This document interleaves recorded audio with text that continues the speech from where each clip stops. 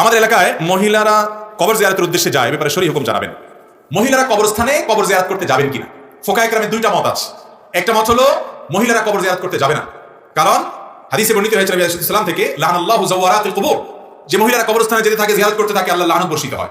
এই হাদিসটির আলোকে মুহাদ্দিস ফোকায়ে কেরামের একদল বলেন যে মহিলারা কবর জিয়ারত করতে যাবেন না। এখন আপনি বলেন তারা কেন যাবে না? তাদের বাপ আছে, মা আছে, স্বামী আছে, তাদের কি আবেগ নাই? তো এর উত্তর হলো, প্রথম কথা হলো যে আল্লাহ তাআলা কোন কারণে বা আল্লাহ রাসূল সাল্লাল্লাহু আলাইহি ওয়াসাল্লাম আল্লাহর নির্দেশের ভিত্তিতে কোন কারণে কোনটা আদেশ নিষেধ করেছেন, তার সব কিছু আপনি আমি বুঝে যাবো এমন নয়। অনেক হিকমত আছে যেটা আমাদের জানা নাই, আল্লাহ তাআলা ভালো জানেন। এর ভিতরে বাহ্যিক কিছু কারণ আছে, তারা অনেক বেশি আবেগপ্রবণ হয়ে থাকেন। কবরস্থানে গেলে নিজেদেরকে নিয়ন্ত্রণ হারিয়ে ফেলার সম্ভাবনা পুরুষদের তুলনায় একটু বেশি থাকে।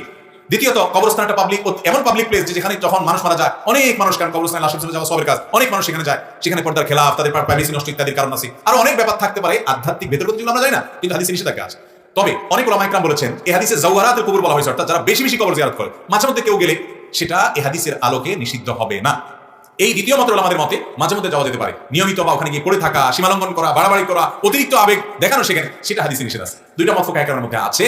তবে পুরুষদের জন্য সর্বাবস্থায় কবর জিয়ারত করা নির্দেশিত। নবী সাল্লাল্লাহু আলাইহি ওয়াসাল্লামের হাদিস হলো, নাহাইতুকুম আন জিয়ারাতিল কুবুরি ফাজুরুহা আন ফাইন্নাহা তুযাক্কিরুকুম আল আখিরাহ, তোমরা কবর জিয়ারত করবা, কারণ সেটা তোমাদের আখিরাতের কথা কি করাবে, স্মরণ করায়া দিবে। মহিলারা বাসাবাড়ি থেকে তাদের কবরবাসীর জন্য দোয়া করবেন, চোখে পানি ফেলবেন, দোয়া করবেন। দোয়ার জন্য কবরের পাশে যাই করতে হবে, বা ওখানে করলে কবুল হবে, দূর থেকে হবে না, একটু দেরিতে হবে, এমন কোনো কথা নেই। অতএব তারা বাহির থেকে যেমন দোয়া করতে পারেন, এবং আপনার কবরস্থানের কাছাকাছি গিয়ে ওয়ালের বাহির থেকে, দূর থেকে তারা তাদের সালাম পেশ করার যেটা, সেটা তারা করতে পারেন। অর্থাৎ যেটা সরাসরি কবরস্থানে ঢোকা, ভেতরে যাওয়া এবং আপনার ভিড়ের ভিতরে প্রবেশ করা, এটার ব্যাপারে যেটা ফোকায়ে কেরামের মধ্যে পার্থক্য আছে এবং নিষিদ্ধ, এই মতটা শক্তিশালী, সেই জন্য এটা অ্যাভয়েড করা উচিত।